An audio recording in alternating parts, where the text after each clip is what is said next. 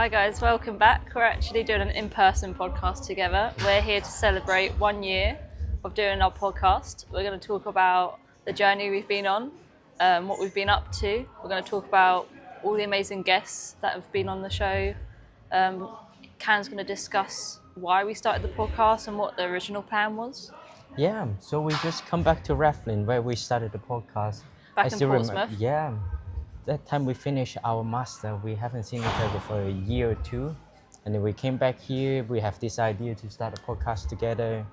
We wanted to interview different coaches, different athletes, but then we just keep getting some invites and sending out invites and just trainee after trainee, and then somehow we have some amazing already registered psychologists to join us. Yeah, amazing. it's been great to hear about the stories from others, and every interview's been different. Like, even though most of the people we've interviewed are either sports psychs or trainees, everyone's had a different route, and it's really nice to hear that because we all have similar struggles, and it's not been smooth sailing whatsoever, but we've had some great highlights from this year. 100%. So we have someone from overseas, someone in the industry for more than 20 years, and someone similar journey as us. And it is really amazing to hear that there's so many people in the world want to do the same thing, but they're in different position in their life, and they chose a different route than us. Yeah, I don't think we planned our podcast to be like this. I think we've both started out because we wanted to do it, but didn't want to do it individually. Yeah. And then we knew each other from our masters, and I was down here for a while. And then we kind of just been taking it month by month, haven't we? Yeah. I think the real reason is we wanted to do it for our hours, and I found it really cringy. Don't be too honest. No, I think it's good to be honest, though. I mean, I've got a lot more out of it than I thought I would. And it's been great to not just get their hours, but get something out of it, and then actually share our stories and actually hear other people's as well. I'm sure it'll be helpful to some other trainee or people wants to get into the industry. It probably help someone down the line, hopefully. Yeah. Do you want to recap what you've been up to for the last year and how your experience has changed? Yeah, so as of right now, 2.5 years, close to 3 years into Prof Doc. It is not how I imagined it would be. A lot of struggles. So in terms of job opportunity, of course, it is really difficult to get one in the Very industry. competitive. For us as a trainee especially, because a lot of the job description, they want psychologists to be registered as HCPC already. Yeah. And it's quite basically impossible for us to get one. I wouldn't say impossible. You do see, I think it's quite challenging when you do see those people who are on the same route as us, who are further along. Yeah. But actually, it helps to focus on our own journey. And if we think about a year ago, we were in completely different spaces. Now you've moved down here, you're living with your partner. Yeah. What other experience have you got up to? Yeah. Now that you talk about this, I did start working for university as an associate lecturer. So I'm really happy for that. Getting into the academia route and this field is really amazing. Love teaching a lot, and I do want to get more applied experience so I can have more experience to share with my students as well. Yeah.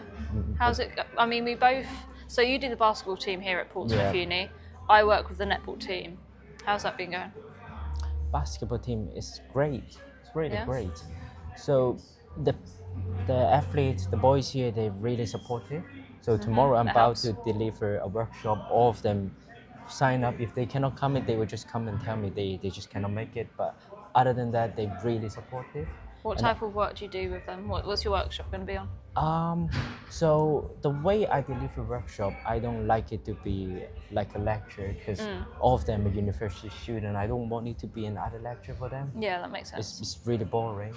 I want it to be about them. Yeah. So give them a place to share, to open up, just to speak up. It's not an opportunity they normally get in the training court. So it's good to give them a space to speak up, to have a mid-season reflection. and I think it will be helpful. Yeah, this is the second season that I'm working with the netball lot, and most weeks we have a room available before the training session Yeah. where we go through analysis and I do a sports psych session. And I feel like I almost fell into that trap of being like a lecturer and just like verbally saying stuff at them, but now I'm trying to make it more practical, more fun for them. Yeah. It does take a while to build the trust, obviously, but now I feel like they're a lot more open. They talk a lot more group discussions. Not as many one-on-ones as I thought. Especially, I think that's what I'm lacking in Casey's at the minute. I work with 4 different teams, and I have 4 different experiences. But that one-on-one work, I would say, is the most challenging to get. I guess it is similar experience as I am. I guess it's also how athletes perceive sports psychology as well. Yeah. Workshop, they're all happy to do it. They all really supportive. They really want to learn something new. It's not something they will learn it from the coach, maybe not. Yeah. Yeah, but when they wanna book a one-on-one with us, I think that is when they feel a little bit reluctant, or they don't feel like they need it. It feels like the Yeah. workshop is good enough.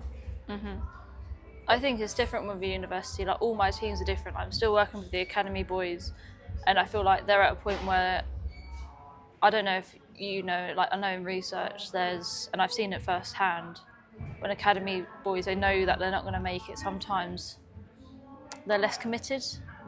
So I find like some people just, no matter what you do, there's just not that buy-in, but you can never force anyone to practice sports psychology. You're there to support them if needs be.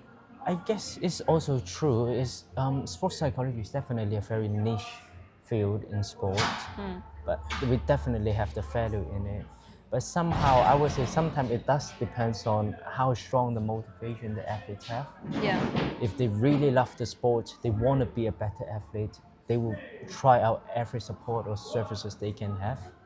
But if an athlete, they don't really see a future in it, they just self-loathing, they don't really see a future in their sport. They won't try out everything possible. They just want to come to training, see if they get selected or not. If not, then they will think of something else.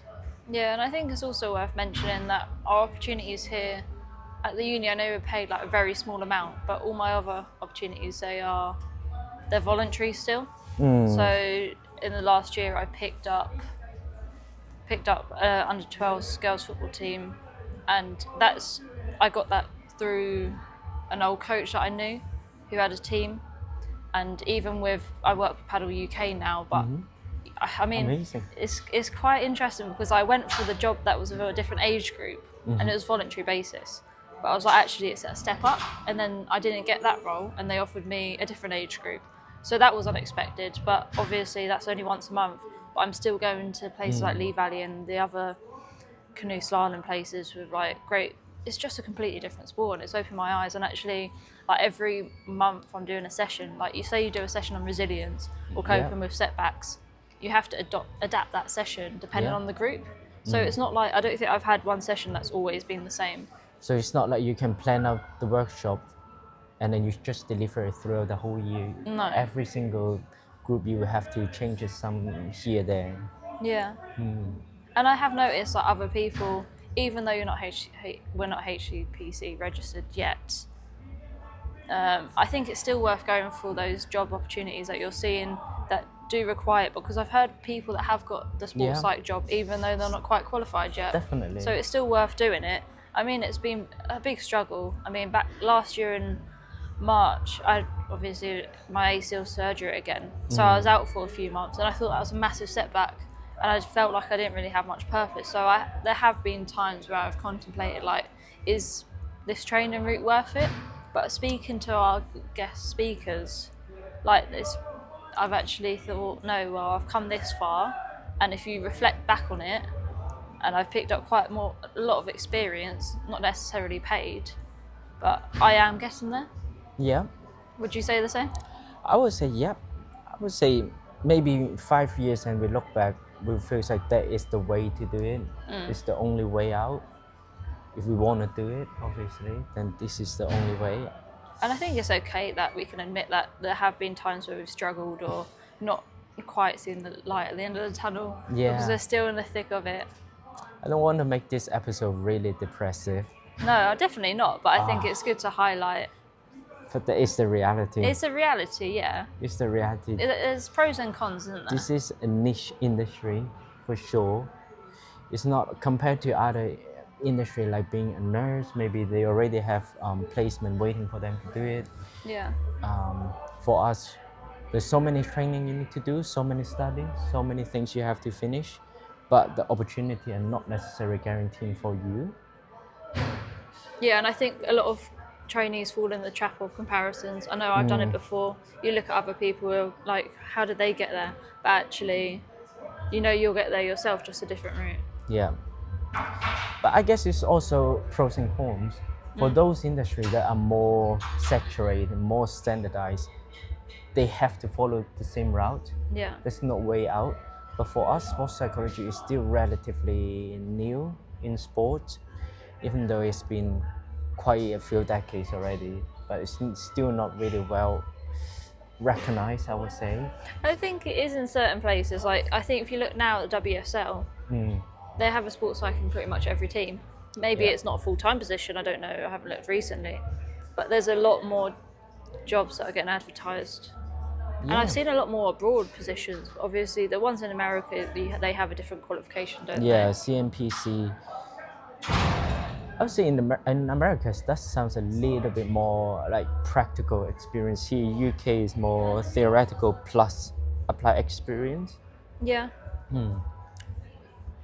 But I would say for us, it's kind of up to us what we want to do. Yeah, I think what you put in is what you'll get out. So, and it's really hard because being self-employed, I've gone back to my bar job, so that is very flexible and I can work around it, but there are days that I'm very tired and it's like I don't feel like I have a day off. We have the podcast, I have my full-time job and the teaching job and the basketball team and a referrer job. So yeah, it's interesting how you've gone down like you know you want to do lecturing route. You enjoy the teaching side, and I've always been open to it. Yeah. But I enjoy much more the practical route. The way I envisage sports psych is the exercise part. Actually, I want to settle in one town, work with gym, and that is the way I want to do it. Exercise adherence, exercise motivation, weight loss, those kind of things. I really enjoy that. Yeah, I think it's good to explore lots of routes because now you've gone into teach and you enjoy that, but you can also do the exercise route as well. Yeah. Maybe you're not gone into it yet. Yeah. But it's still open. Like this time next year, say if we do another recap, it's probably going to be completely different and it'll be like, why do we ever doubt ourselves? Yeah. So I think it's good to hold ourselves accountable and actually be honest about our experiences. Every year we should come back, do the same thing. Yeah. See, like Billie Eilish, that video she talked to herself 1 year ago. We should do the same. Yeah, and see how much we changed. And hopefully in the next 2 years we'll be qualified. Yeah. I have my midpoint coming up in May. I mean, it's my assessment, not assessment, but kind of the midpoint is very different to what the Prov Doc is. You're hoping to get some papers published, aren't you? You want to talk about your route? Or? Yeah, I can do. So in May, back in November 24 now? A long time ago, I had my initial submission, and that was quite easy. You just had to do a few forms and sort of say where you want to get up to. And the midpoint sort of is just documenting your journey and saying, like, you need to show cases that you're completing the competencies and that they can see you're practicing how you should, essentially, like ethically, getting all the content across.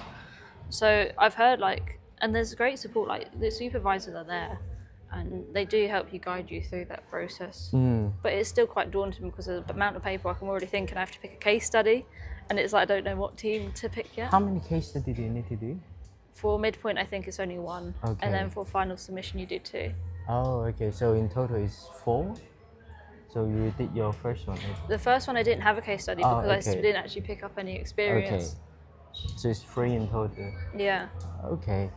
But I think when I say the lack of one-on-ones, and my supervisor said, pick a case study that follows a good flow of like where you started and you can measure what you've done. So that you always have to go back to that, and I have noticed it's really hard to measure psychology sometimes. Yeah. Because it's not just saying, okay, I was this fast before. Like the SNC or the physios, they can measure things a lot more objectively. I have to say, this is the trap that I fall into when I wrote my first case study. I thought, because I read some case study published by BPS, I saw their really professional case study, needs analysis. Yeah, like the those structured format. Yeah, assessment, Yeah. and then all those It's kind not of like things. that. Because we're trainee, we're not really encouraged to write it in that way. It's more about how we reflect on our own practice. Yeah, and how there's we no right or thought wrong it way. should be, Yeah. but why it didn't go that way, and we reflect on that, and that is where I was wrong in this whole time. I wasted almost a whole year in one case study because I just want to give advice rather than actually reflecting on myself. So I guess it would be really good advice for someone who thinks the same way as I am. But Yeah, I hopefully think it's save you good to get 1 it off. year. It's good to get it off our chest here. And like I don't want to be too negative on here, but I think as humans we naturally go to everything that's going wrong. But if we look back on a year, like we have achieved a lot. You've got 2 new jobs. Yeah, 100%. You're still with the placement, and that's progressing well. It is. It is. It is true. We have to be honest, but also appreciate what we have and what we have achieved so far. So what's next? What is next? We've got a few more guest speakers. We've got a Yeah. couple more trainees. And yeah, we're happy if anyone's listening to this and wants to be on the podcast to get their story across. Yeah. To help with the hours or just to share some advice. So see you in the next video. Yeah. Thanks for Bye. listening.